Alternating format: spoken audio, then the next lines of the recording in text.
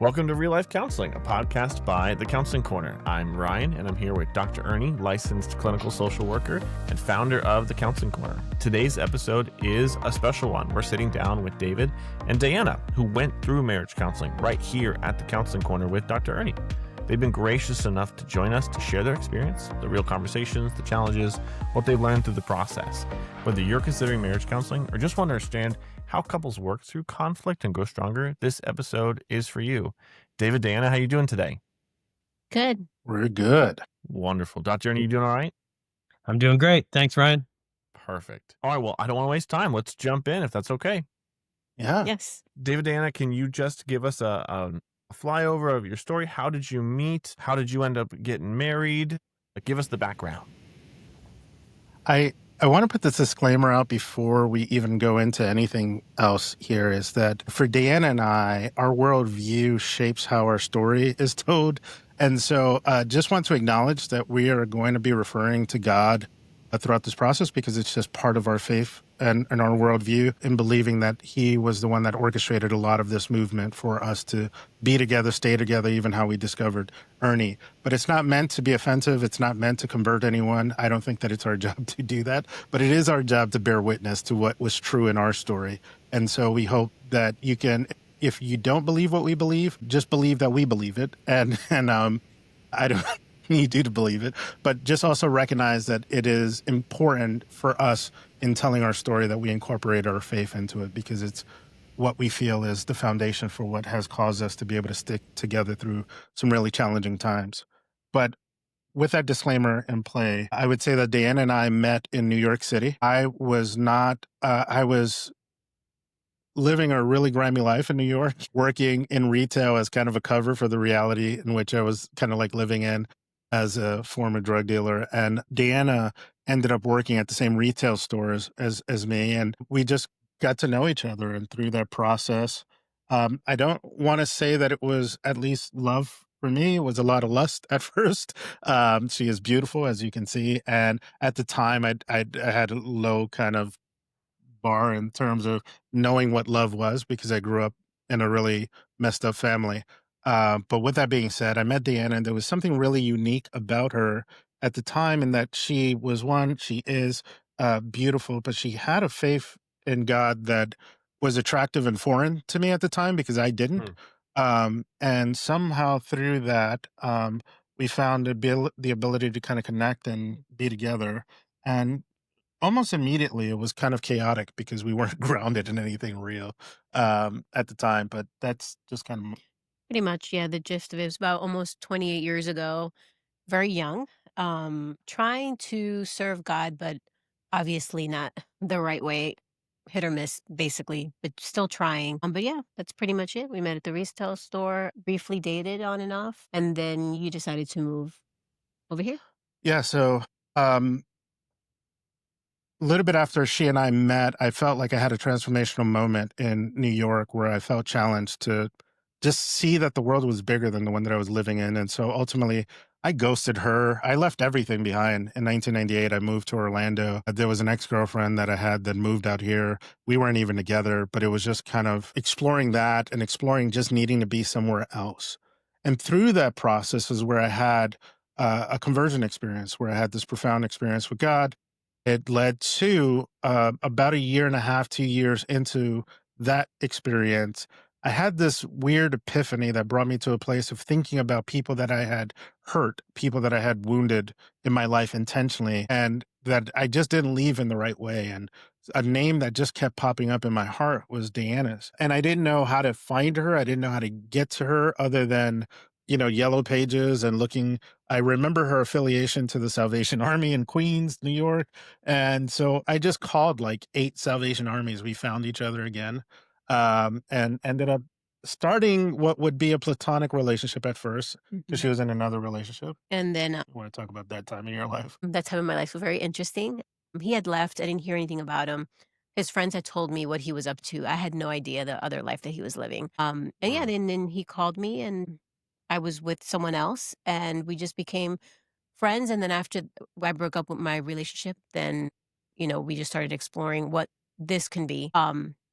and that he was there and I was here, and it was a long distance relationship for a little while until I finally decided to take the plunge and move to Florida after he told me not to. I warned her over some chicken and broccoli. I Yes. warned her there's an Asian food theme here, but I did warn her. But no, it was a challenging time because I was trying to explore what it meant to live out my faith in real time. Also drawn relationally to Dayanna, and we were in different places faith wise at the time, and it just became a thing where we wanted what we wanted, no Mhm. matter what anyone told us, and so in the Christian world, the next progressive step after dating and not, being able to do that well was just get married. Mhm. So that was the next evolution of the thing. Mhm. And through that process, I had met Ernie along the way for one-on-one counseling. And then later on, when it came time for marriage counseling, it just felt like an organic thing to go to Ernie to help at least pretend that we were getting counseling to help us enter into this marriage in a healthy way. Mhm. So was there anything going on in the relationship that said, hey, we should try marriage counseling? Or was it just something that you wanted to get started with right away? Oh, there was a There was a lot lot. of things. Yeah. Yeah. You want to go on that? Yes. We were trying to stay pure, which we were not doing a very good job about it. Go ahead. You Does were gonna everyone say get that something. drift? No, I don't know, like if we're being too coy about it, but like in the Christian world, it's kind of frowned upon to be like sleeping together before Yes. marriage, and we couldn't not do Sure. that, and that became an Yeah. issue. Yeah. And, we were just trying to, we knew that we wanted to marry each other. We had already, been engaged. We shouldn't have waited probably that long. We should have just gotten married right away. But either way, if we waited or not, we were not in the right mind state to kind of enter a serious relationship, a marriage like that. So we wanted to get counsel. We wanted to go to premarital counseling because a lot of people get married and they don't know what that means, meaning like, how are you going to raise your children? How are your finances going to be? What your views are. A lot of couples don't talk about that before they go into marriage. So we knew that it was important that we're both be on the same page, and Ernie was a great, way that we can do that. So what was that premarital counseling experience like? Interesting. There was a lot. I went, we talked about all the things that we needed to talk about, but outside of like our actual sessions, I had a hard time because, when we got married, I was 33. I've been on my own since I was 19. So Hmm. like the whole financial, like, okay, I understood that both of our accounts, and this is the way that we chose, the way, to have our marriage, but just having the accounts together and kind of talking about like if we go over a certain limit on what we want to purchase, we got to talk to each other.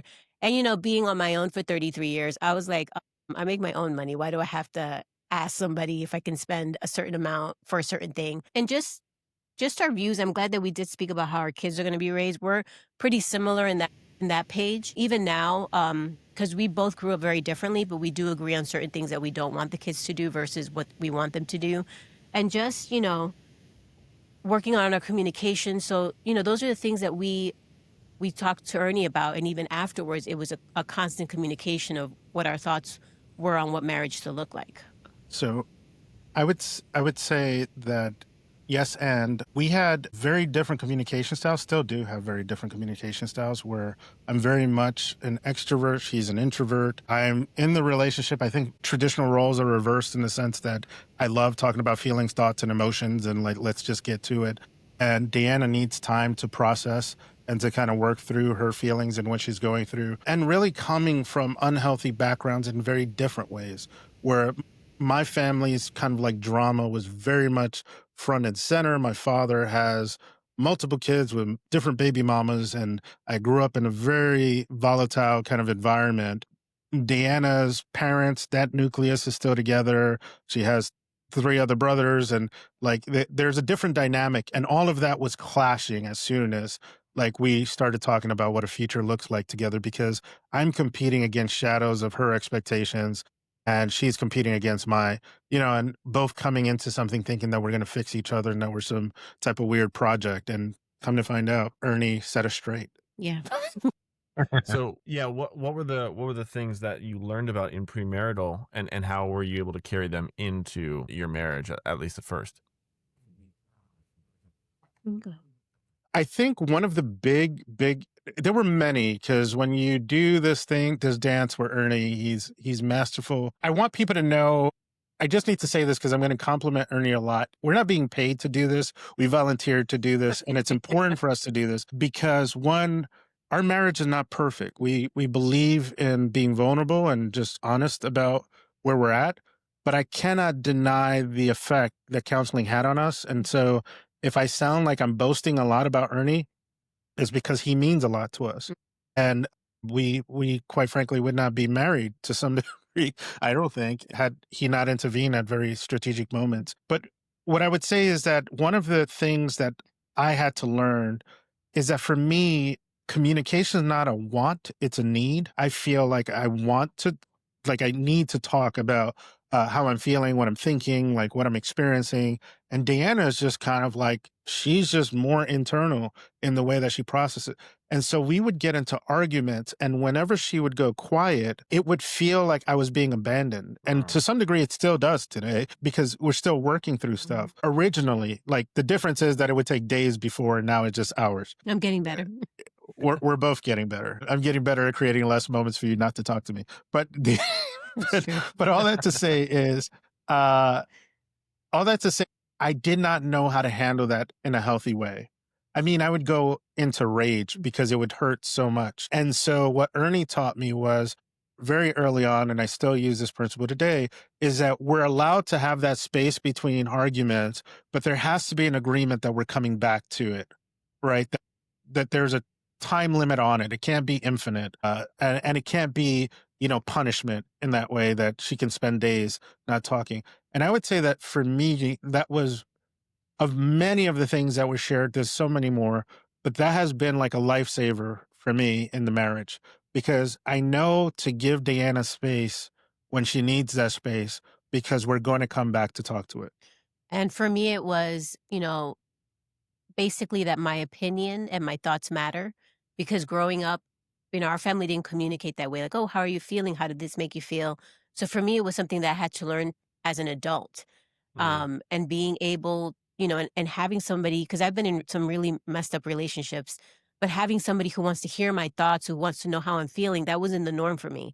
For me, it was, keep quiet and just don't make things too complicated so they don't leave me type of thing. But for him, he wanted that, but I didn't know how to give it to him.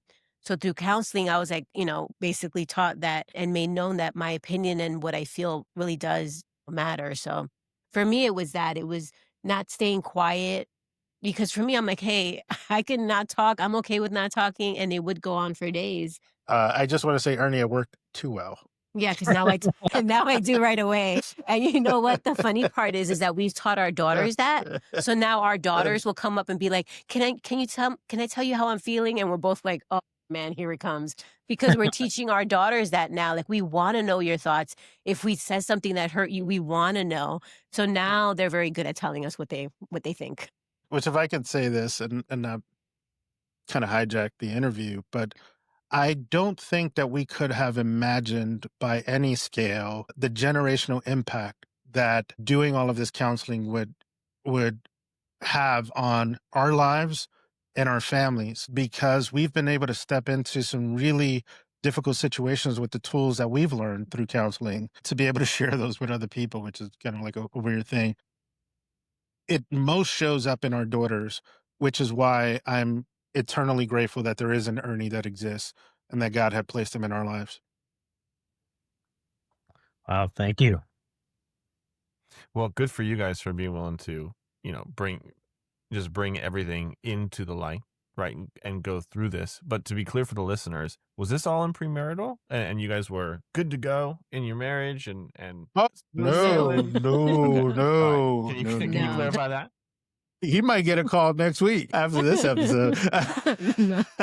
No, I would say foundationally, that was some of the stuff that was covered in premarital counseling, but I would be remiss to say, like, I would be lying if I said that Ernie has been someone that we have called regularly when we've needed tune-ups. It's interesting. This is a weird metaphor, but it kind of came to mind when I was thinking about the premarital counseling, because we're in a house now that we purchased and we built from the ground up. And as part of the building process, we did a home inspection. Before we ever lived in the house, we did a home inspection to find out if there was anything that needed to kind of be repaired and fixed prior to us moving in to ensure that it was kind of safe and so forth.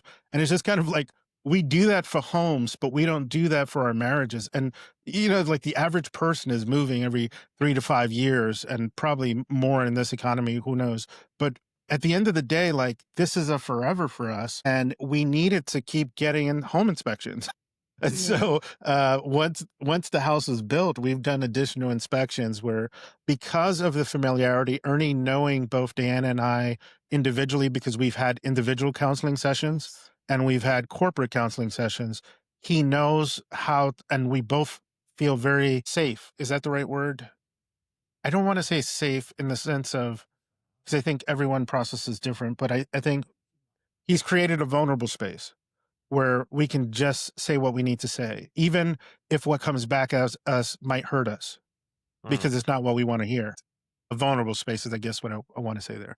But yeah, we've had to come in a few times. Yeah, so it was premarital counseling, and then the first 3 years of our marriage was super difficult, where we were ready to sign the annulment papers. We were ready to go through all that. So we did see Ernie regularly for the first 3 years. And then I would say after that, it was individual for me in regards to when we were trying to have a child. We couldn't get pregnant, and it was 5 years into the marriage. So I saw Ernie individually to kind of go through that process of accepting and kind of processing what it was that God was doing. For me, it was he would always ask me the same question. He's like, is God's will perfect? Like, would you rather have God's will versus your will? And it was funny because, and I don't know if you remember, Ernie, but you would ask me the same question every time we went. And I'm like, I would answer. And it's like, no, I think for you, it was like, you didn't believe that I knew, that what I was answering was correct. So after a few sessions, I kept thinking I would go back and be like, he keeps asking me the same question. I keep answering. But it was a process for me. Like, I had to go down that road in order to process everything that was going on, because, it was a very difficult time. There was nothing wrong with him. It was me. So it was really difficult for me, at least. And I did counseling individually. And then we did what we call tune-ups here and there throughout our marriage. I would say for me, when I stepped into the marriage, I was hiding a lot of stuff. I was hiding things around how I was stewarding my finances. I was hiding things around addictions that were in my life that I never had disclosed in our relationship. And all of that stuff came into the marriage with us. And so there was those first few years that it was just really brutal, and just required a lot of help. And, I remember, this is not a reflection on Ernie that we had to keep going to counseling all those years. It's just that we weren't putting into practice what he was telling us, which is, like funny, because I would tell Dayanna all the time, it's just like, man, I wish there was a version of Ernie that can come live with us, but there's not. We have to kind of come figure this out, like apply this stuff, right? Because all he can do is write a prescription for the stuff that we're telling him hurts. But if we're not telling him all the stuff, if we're not coming all the way out, then he's solving for giving me Tylenol for something that needs something stronger, right? And so, and he's not giving medicine. It's a metaphor, just in case. He's not prescribing anything. Thanks. I just felt like I needed to put that asterisk out there. I don't want to blow you up, Ernie. But all that to say is the early years were phenomenal counseling that we weren't listening to. Ernie, I'm curious, can you speak to what the tune-up sessions are like now versus maybe some of those earlier sessions, and how you've seen them grow over the years and maybe start to apply some of the things that they're talking about? Sure. Let me first start by just saying it's such an honor to walk through counseling with couples who really come in and they're trying and such. So they're talking about having struggles and maybe not implementing things. It's hard to come in and just start implementing things. You're really starting to work on even just acknowledging the things, and then start to peel down a little bit further.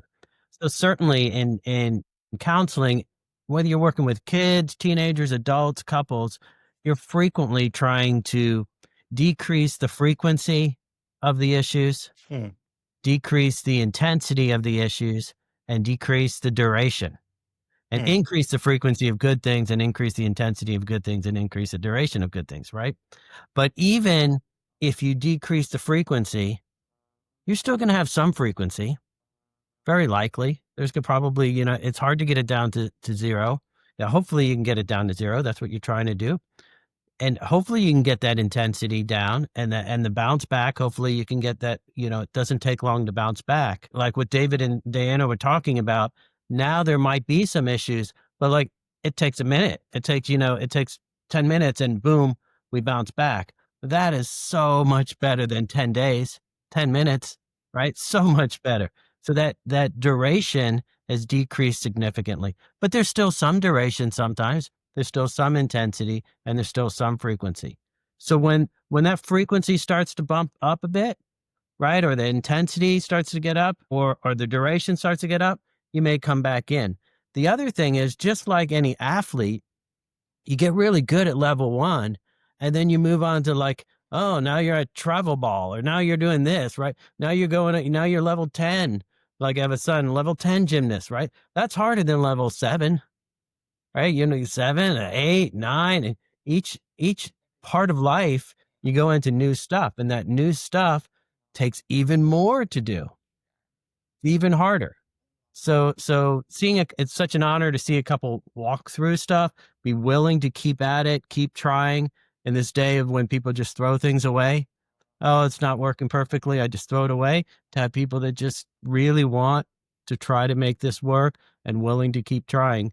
And they're great examples of when you keep doing that and you keep coming back and you keep coming back and you keep trying and you tweak and you tweak and you tweak, you find your way through it. So it's just a real neat thing to see. Did I answer your question, Ryan? Yes. And I think Okay. we're going to get into a little more of it too, but it looks like David wants to say something. No. I just get excited when Ernie starts using metaphors. Gifted analogist. That is for Yes. sure. I don't know if that's a word. I just made it up, but I'm going to coin it later. Yeah. Mhm. I'm curious, David and Dayanna, was there a specific aha moment or maybe turning point as you were going through this counseling process and continue to with Ernie that changed how you either saw each other or saw the situation you were in together? Let me talk about the whiteboard again. The whiteboard for me was one of the things. Early on, after we were married, we went in together and Ernie had a whiteboard in his office and he had us go up and draw something on the whiteboard and it would be, I don't know if he went first or I went first, I can't remember. But I know that David would draw something on the opposite side of where I was, but I would want to draw something where he was, like to kind of like connect with him and whatever. But I noticed that every time I tried to go here, he went over here, and then he would go like opposite to where I was, basically. So it helped me understand that, for him coming into the marriage, like he didn't have to be accountable to anybody. He, never shared with me what he was doing or where he was going to be hanging out or anything like that. So it kind of helped me understand that he was never really accountable to anybody. So coming into this marriage, I think he didn't think that he needed to kind of let me into the world that I don't know.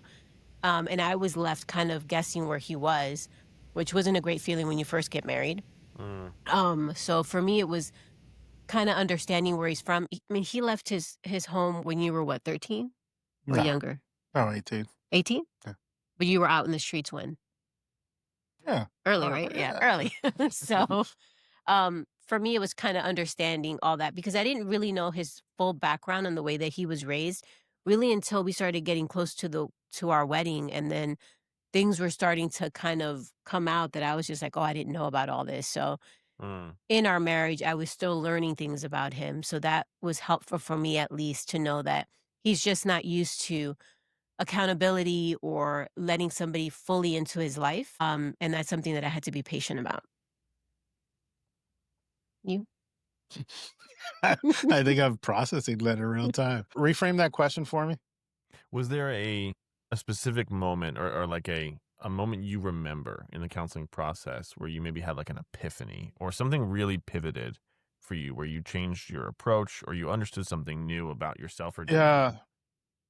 Yeah, I would say there was one session, and again, I lead with this because it was just it's a silly thing that kind of stays in my brain, but the way that I move is just I'm constantly like bouncing from event and moment to moment, and kind of just being fully present wherever I'm at. And what would end up happening is that I would exclude that information from Deanna often. And then at the time, because I was alone so often, I would go to the movies by myself to just kind of escape and think. I would go to the park by myself to read a book or whatever. And I would just never have to tell anyone where I was going. And I just remember Ernie saying again, like, this is silly, but like, hey man, if you're gonna like put mustard on your hot dog, you probably don't gotta tell her that. But like if you're gonna go to the movies, like that's something different in your day. You might want to tell her that you're going to the movie. And I don't know why that was such a silly thing that kind of it clicked for me because I think in pictures, so it helped me to kind of frame like where the line was of communication for me of like yeah, if you're gonna go to the bathroom, like, don't tell her, like, you don't need to tell her that, but something extraordinary is happening out of the norm, like, it's not normal that I go to the movies every day, it's not normal that I go to the park every day, like, those kind of things, and that's just kind of, like, the light stuff that I can remember, but that was super helpful about inviting her into my world, and actually, it's a practice that I still have today, to a large degree, is trying to make sure that I'm inclusive in what I'm experiencing and where I'm going. So that sounds like a specific growth area in communication, which is a fantastic segue into my next question, actually, because communication is one of the biggest things that couples come into work on most consistently, and then we dig into the stuff underneath.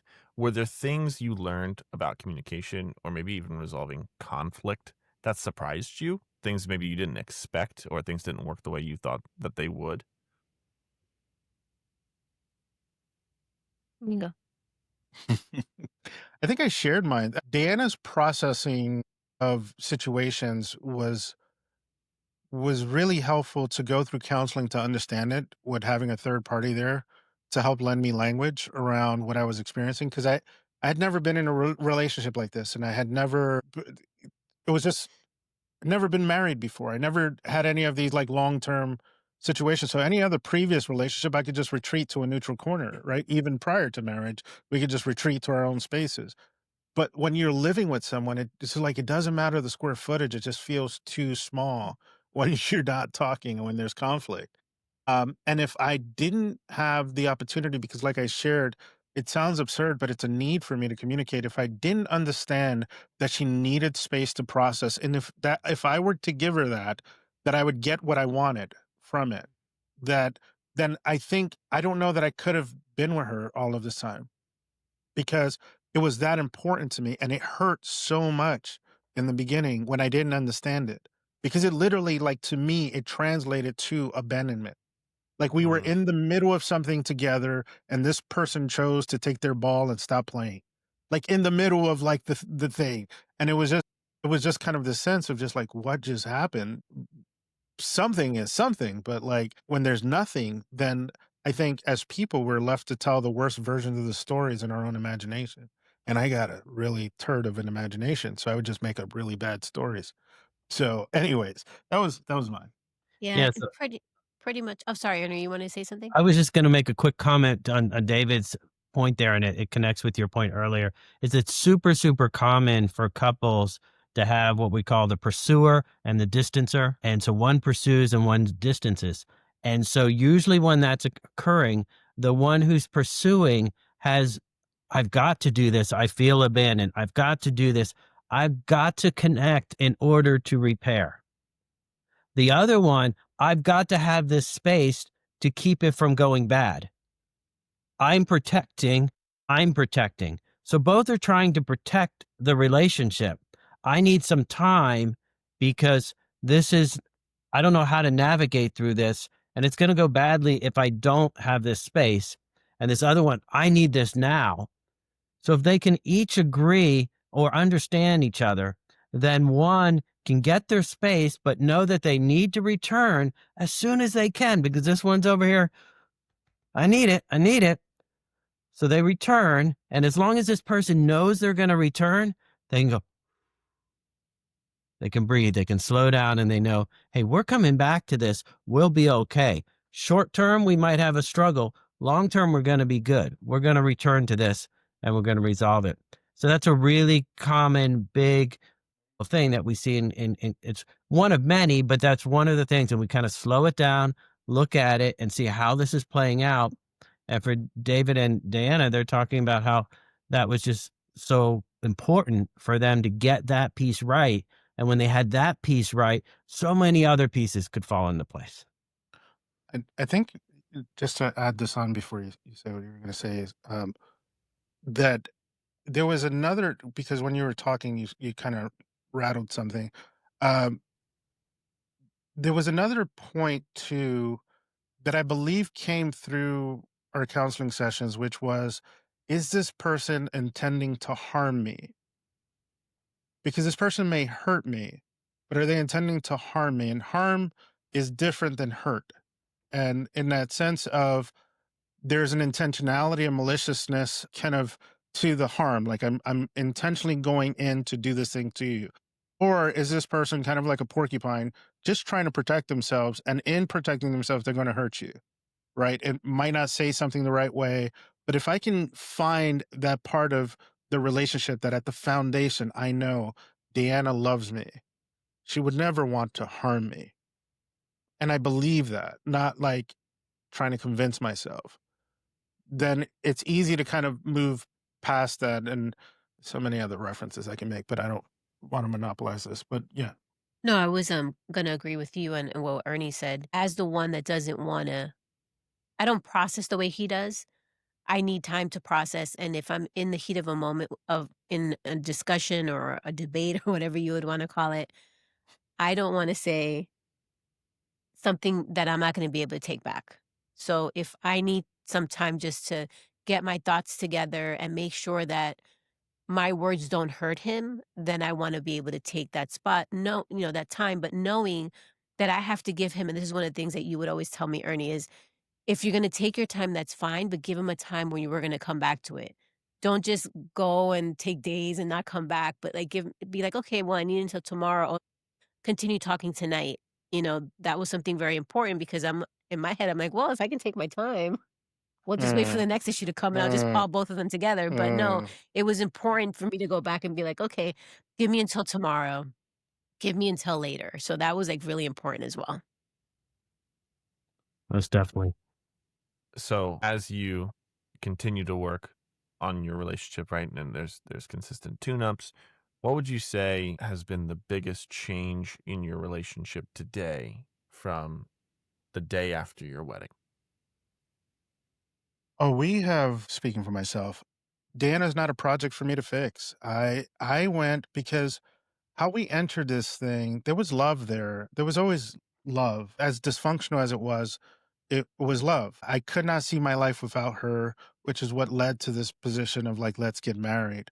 But what I think happened throughout this process is I discovered how to fall in love with her, where I didn't need her to be anything other than who she was. And so it created space for me through the counseling, through all the years, that I can discover who she is and how beautifully and wonderfully she's made, and that there's a designer that took great intention in making her the way that she is. And so that process has been beautiful to me throughout all these years because the counseling, what it has done is has lent me language to help me with the experience of discovering her. But really, once we're out of the sessions, I still have to practice. I still have to show up every day. I still have to make that choice. And that was quite beautiful. And as an asterisk ADHD off ramp here is I want to say that the tune ups aren't always because we're in crisis. Sometimes, like when you go get an oil change, you don't go get an oil change because your car is messed up. You go get an oil change to prevent the car from getting messed up. And so it's just like for me, sometimes we'll go to, and I feel like this was an important clarifying point, and we kind of hit it a few times, and I didn't want to miss it this time. Is that sometimes we'll go to Ernie not because we're in crisis, but it's just good to get a calibration. Can you let me know the question again? What would you say has been the biggest change in your marriage, how it functions, how you relate to each other today versus Mhm. the day after your wedding?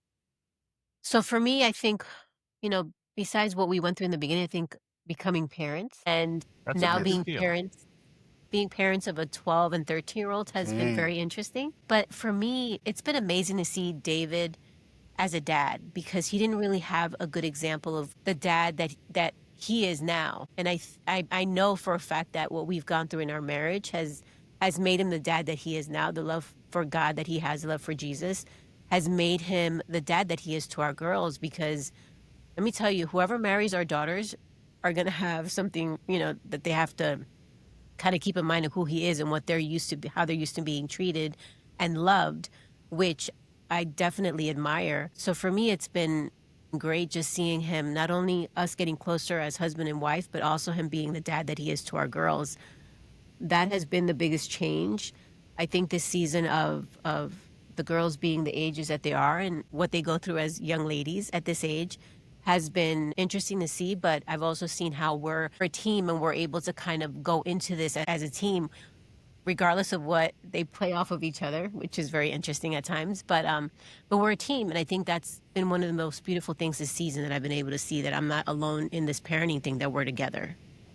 I think that's I can create a direct line to the tools that we were gifted with through counseling. Putting them into practice over and over again helped us to come to a place where we can trust one another, where we can create margin for one another's kind of like shortcomings, and also know moments that require encouragement. I know we're talking about some of the hard stuff, but the 5 love language thing with Gary Chapman or whatever, my thing is words of affirmation, and Dayanna's is acts of service, and having her oftentimes speak life to me in moments where I feel down and discouraged, that she feels safe to do that, is a beautiful gift. And again, I can draw a straight line to not only crisis and counseling, but all of the times that we've invested in our marriage to continue to grow in it.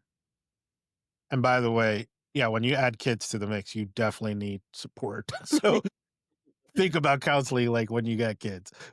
Yeah, most definitely. So one of the things with, when a couple is willing to do the small, steady habits daily, keep working on those things, they check in with each other instead of checking out, forgive fast, right? And apologize fast and forgive even faster, right? Try to be quick to resolve things, realizing conflict is not something that necessarily is avoided. As David's saying before, sometimes the person, it may hurt when you're walking through something, but they're not trying to harm you. It's the two of them against the problem, not the two of them against each other. And so they've been doing this now over and over and over. So when they bring kids in, yeah, it's a bigger challenge. They're ready to step. Okay, now we're at the Olympics. All right, now we're at the worlds. Right now, Jeez, Ernie, we're please. stepping up the level each time. Hopefully it doesn't get any harder, but it will. Yeah, yeah.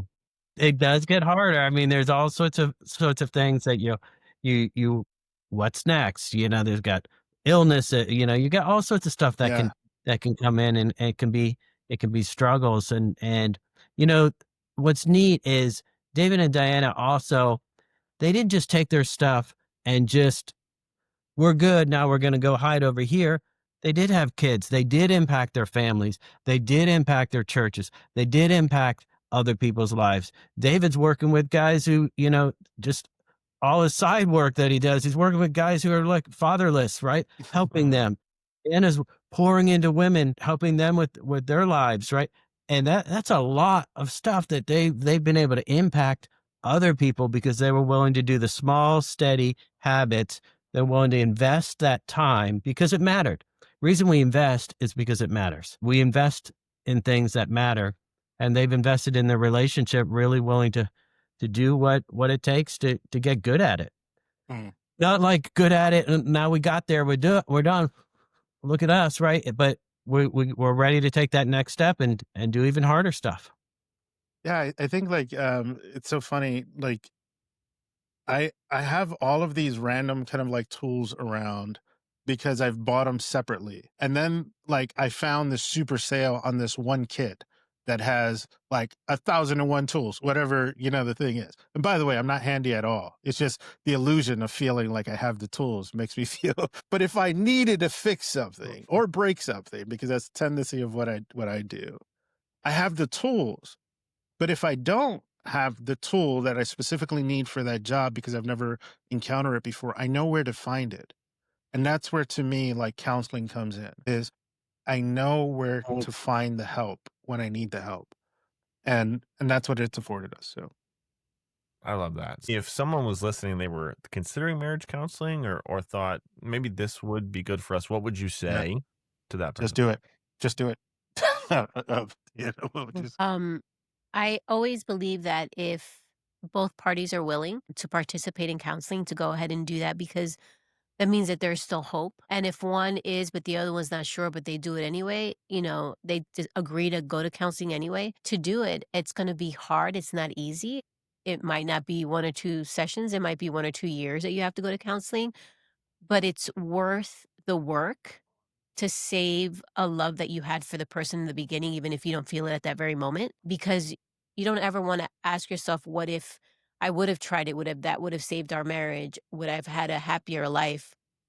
I'm not saying your marriage is going to be, happily ever after, because it's still going to be work regardless of how many years you've been together, but it's worth the fight. It's worth the time. It's worth all of the work that you would have to do. So I would just say give it a try and you'll be surprised of what the results that happen. I'm glad you said that the way that you said that, actually, because it gives me a question for Dr. Ernie. Do both people in the couple need to come to counseling at first yeah. for the marriage counseling to succeed, or can one start? How do you approach something like that? Yes, it's great if both will come. So that's definitely the ideal, right? If it's a couples issue, you want both there. However, even if one person is willing to come, they can start to change. And as one thing changes, like one of those mobiles that, hang and you start to move this piece, it moves the other pieces, right? If you start to change something, this other person can start to see, wow, you are changing. And they may decide, you know what, I'm going to come join you. Or as you shift, some of their needs are starting to be met. They start to see, this is working. I can join this. So oftentimes that will happen. So many times one person comes in and it's enough. However, ideally you want both to come in. Yeah. Got it. Okay. I just wanted to make sure, because I know there will be some people listening who are, they're in that, they believe in it, they want to invest in it. And I want to make sure that that's a worthy effort. I would Yeah, believe it. one other thought to that, Ryan. One other thought is that sometimes you have someone and they don't know if they want. I don't know if I want this relationship. Usually what I will ask is, do you want to want it? Hmm. If they don't even want to want it, then we may be dealing with something, right? But if you at least want to want it, well, if you want to want it, let's come in. Let's explore this. I'm gonna say something that feels like it's gonna sound a little controversial, but I don't mean it to be. Is because Dayanna is not a project for me to fix, I feel like I would benefit from counseling anyway because I'm trying to grow as a person. And out of 100% of a problem that we may experience as a couple, I have some ownership of some of it, whether it be 2% or 50% or 60% or whatever the percentage is. There's something I could have improved in what I was doing in this relationship. I want to be in a place where I take ownership for that, regardless of how Diana reacts or responds to me, because I want to grow as a person. And I know that everyone has to get to their own place with that. But I can just say for me out loud, uh, if Diana chose to never go to marriage counseling, I would still go personally because I'm not being the man that I long to be. And that line that you just said, Ernie, is such a beautiful one that I actually pray all the time to God sometimes when I feel distracted. Is just, I want you. Hmm. But there are things that are pulling my affection and I don't know how to get out of it. I don't know how to get out of my own way in certain circumstances. And I don't think that counseling is someone giving you answers, but is someone coming alongside you, helping you to discover what that answer is. Now, they may give you tools and tips and tricks and language to help you discover, but Ernie, for the most part, illuminated something that was already true present. I just couldn't see it and I didn't have language for it. But he wasn't fixing me. Dayanna wasn't fixing me. I had to do the work with the information that was provided. So I would just say, if you didn't ask, but if somebody were thinking this, even if your partner is in a place where they're not willing to go to counseling, it still benefits you because you're going to grow as a person. And I believe that that will help bring transformation to the relationship.